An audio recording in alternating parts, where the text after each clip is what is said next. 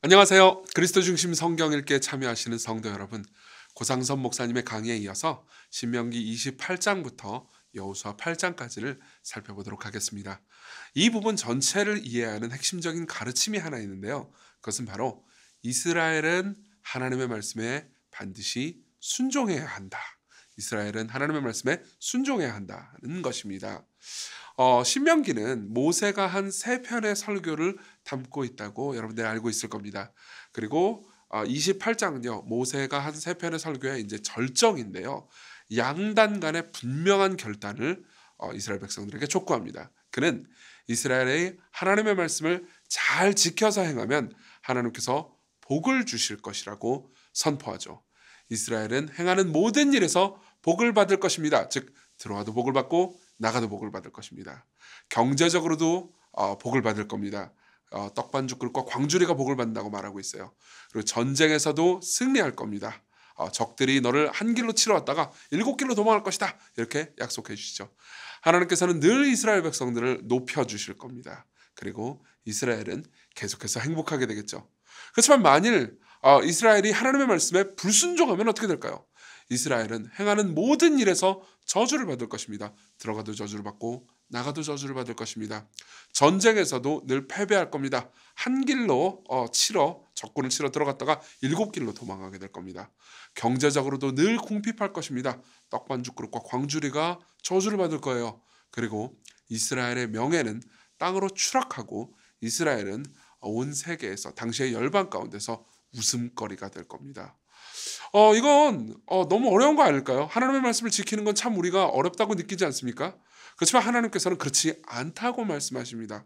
하나님께서는 내가 오늘 네게 명령한 이 명령은 어려운 것도 아니고 먼 것도 아니라 라고 말씀하시죠. 왜냐하면 이 말씀은 하나님을 사랑하는 사람들에게는 너무나 당연한 것이고 오히려 더 할 수 있는 것이지 사실 최소한의 기준에 불과하기 때문입니다. 그리고 이 모든 언약의 말씀을 모세는 신실하게 다 전한 다음에 느보산이라는 산 꼭대기로 올라갑니다. 그리고 자신이 가고 싶어했던, 자신이 평생 가고 싶어했던 그 가나안 땅을 쳐다보면서 죽지요. 우리가 이미 민수기에서 살펴봤지만 모세는 모세 스스로 지은 죄 때문에 가나안 땅으로 들어가지는 못합니다. 그렇지만 그 땅을 바라보면서 죽지요. 그럼 이제 어떻게 됩니까? 그 다음에 모세 다음에 이스라엘 백성들을 인도할 리더가 필요하겠죠. 하나님께서는 그래서 여호수아를 부르시죠. 여호수아를 부르셔서 모세의 뒤를 잇게 하십니다. 하나님께서는 여호수아를 향해서 말씀하십니다. 강하고 담대하라. 너는 내가 그들의 조상에게 맹세하여 그들에게 주리라 한 땅을 이 백성에게 차지하게 하리라. 라고 말씀하시죠.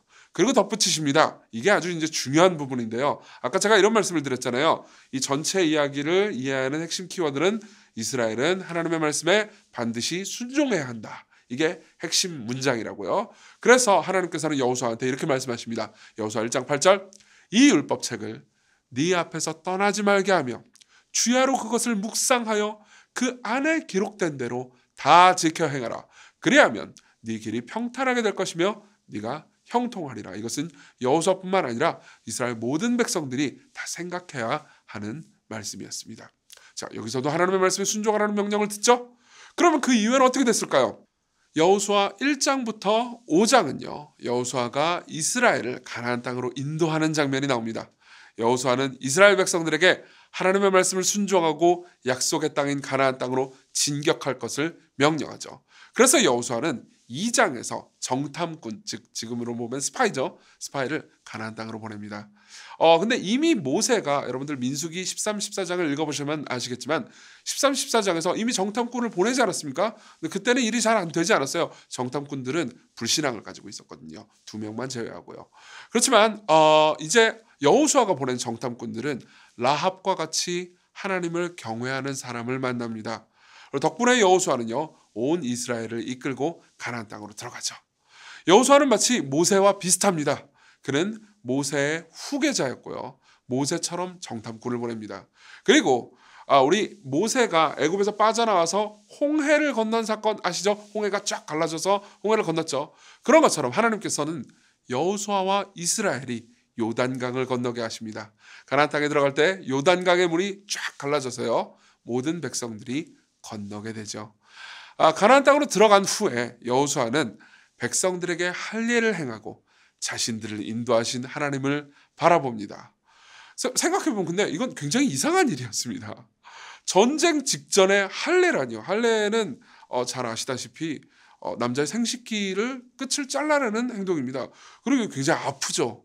근데 바로 적진이 있는데 그 앞에서 할례를 행한다는 것은 대단히 위험한 행동이었습니다. 그 사이에 적군이 아파하고 있을 때 적군이 쳐들어오면 어떻게 합니까? 지는 겁니다.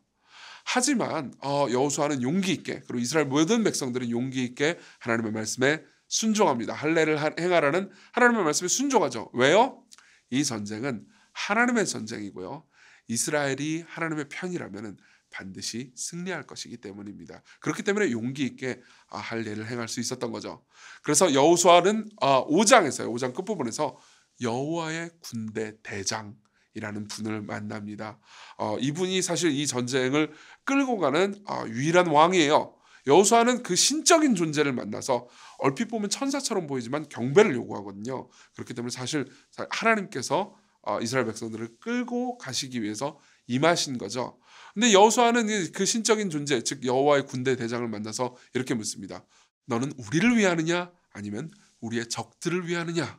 이렇게 묻습니다. 근데 군대 대장은요, 예배를 요구합니다. 내가 너희들의 편이거나 혹은 적들의 편이다, 이렇게 대답해 주지 않아요. 나는 절대적인 존재다. 무슨 말입니까?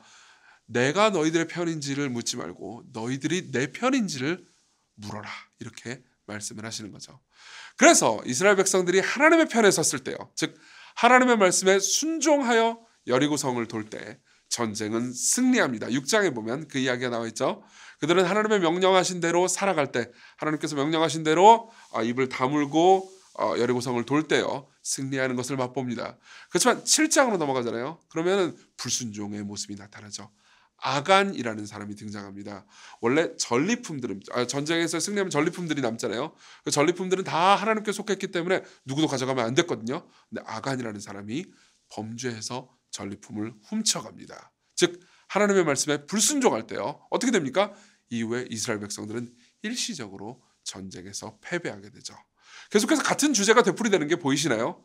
이스라엘은 하나님의 말씀에 순종해야 한다, 이겁니다. 물론 이제 이후에 아간의 죄를 다 드러내고요, 이스라엘 백성들은 다시 하나님께 순종합니다. 그리고 또 승리하긴 합니다. 하지만 이후에 이스라엘 백성들의 삶을 계속 보잖아요. 여호수아를 끝까지 보잖아요. 그러면요, 이스라엘은 완벽하게 순종하지 않습니다. 사실 생각해보면 아간의 범죄도 있긴 있지만요, 모세도 하나님의 말씀에 불순종하지 않습니까? 그래서 그는 가나안 땅에 들어가지 못합니다. 그렇다면 아까 처음 얘기했던 다시 신명기 28장의 말씀을 생각해 봅시다. 들어가도 목을 받고 나가도 목을 받고, 들어가도 저주를 받고 나가도 저주를 받고, 어떻게 하면요, 하나님의 말씀에 순종하면요, 하나님 말씀에 불순종하면요. 근데 생각해 보십시오. 하나님의 말씀에 순종해야 복을 받고 불순종하면 저주를 받을 텐데 우리는 순종하지 못합니다. 이스라엘 백성들도 순종하지 못했죠. 그러면 어떻게 해야 되겠습니까? 우리는 어떻게 구원받을 수 있을까요? 단순히 우리가 읽은 본문만 보지 않고 이야기 전체를 성경 전체로 넓혀보면요, 답이 보입니다. 성경 전체를 보면요, 하나님의 말씀과 명령에 모두 순종했는데도 불구하고 신명기 28장에서 말하고 있는 복은 하나도 받지 못하고, 또 하나님의 말씀을 단 한 번도 어긴 적이 없는데도 불구하고 신명기 28장에 나오는 모든 저주를 몽땅 받은 사람이 한 명 있습니다. 누군지 아십니까? 바로 예수님입니다. 예수님은 이 땅에 오셔서 하나님의 말씀을 다 순종하셨는데도 불구하고 십자가에서 하나님의 진노와 저주를 받으셨죠. 왜 그러셨을까요? 그분이 우리가 마땅히 순종해야 하는 율법을 우리 대신 다 지키셨습니다. 그리고 우리가 져야 하는 죄짐과 저주를 그분이 우리 대신 지신 거죠. 그래서 우리가 범죄했음에도 불구하고 용서받고 예수님께서 행하신 모든 의로움, 예수님께서 행하신 모든 순종을 우리의 것으로 얻게 됐습니다. 다시 모세 이야기로 돌아갈까요? 여러분들은 이 읽으시면서 이 모세의 죽음이 너무 잔인하다고 느끼시는 분이 없습니까? 아니, 자기가 평생 꿈꾸던 그 가나안 땅을 결국 들어가 보지도 못하고 그냥 쳐다만 보고 죽었으니까 말입니다. 그렇지만 여러분, 그렇게 생각할 필요가 없습니다. 그는 가나안 땅보다 훨씬 더 나은 가나안, 가나안이 가리키고 있는 진정한 실상인 천국으로 죽음과 동시에 즉시 들어갔습니다. 120년에 걸친 그의 수고는 위로받았으며 모세의 죄는 사함받았고 모세의 공로는 칭찬받았습니다.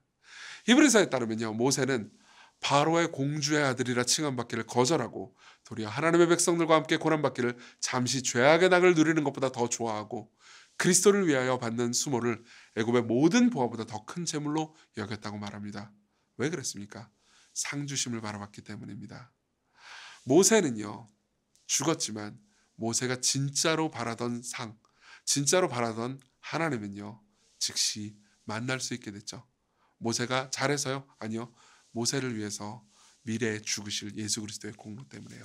자, 이걸 기억하면요, 우리가 왜 하나님의 말씀에 기꺼이 순종해야 하는지, 그리고 어떻게 즐거이 순종할 수 있는지를 생각할 수 있게 될 겁니다.